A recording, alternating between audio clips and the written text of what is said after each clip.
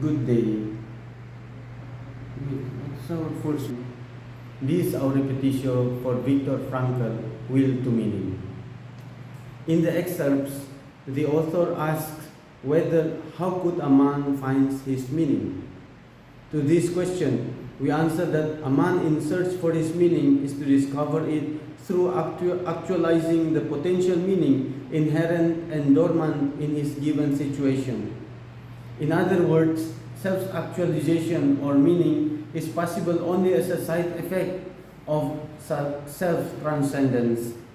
We say this because, first, a man finds his meaning by creating a work or by doing a deed.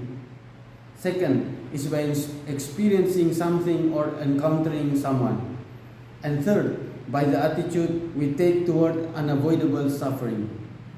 To illustrate the first point, we have experienced when we were not doing anything as aimless and unbusy youth, we would be confused. So to say, meaning is to discover by commitment and not to be weighted. And to the second point, imagine a rich youth who had traveled around but not experienced it, rather only to take pictures of his or her travel. Then, when arrived at the solitude, the sadness would re-emerge.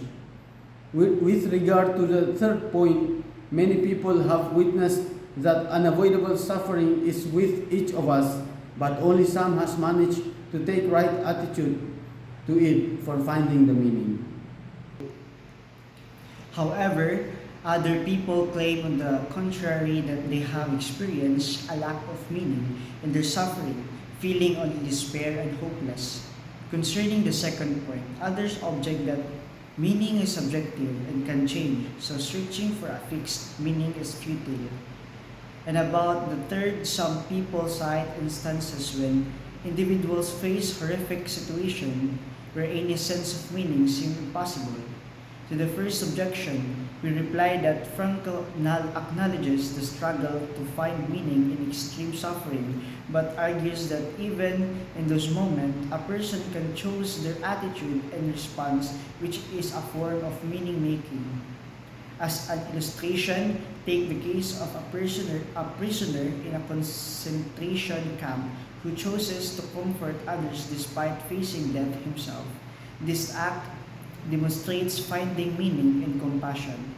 To the second objection, we say that while meanings can be fluid, the fundamental drive to find meaning is constant and crucial for well-being. It's about the search itself, not necessarily a final destination.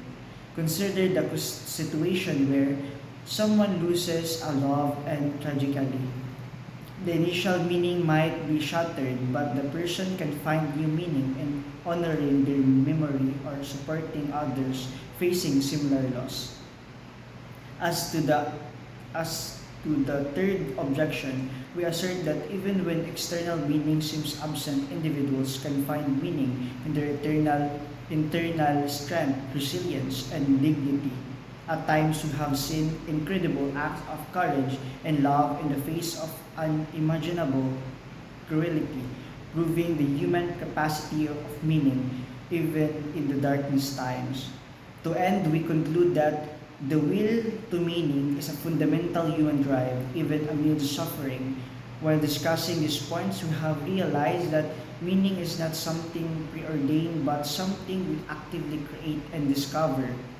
We have also come to see that logotherapy can be a powerful tool for finding meaning and building resilience.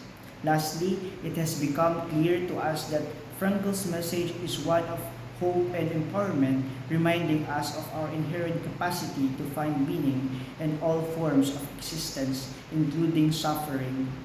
So starting today, we will actively seek meaning in our lives, embracing challenges as opportunities for growth and understanding our own will to meaning.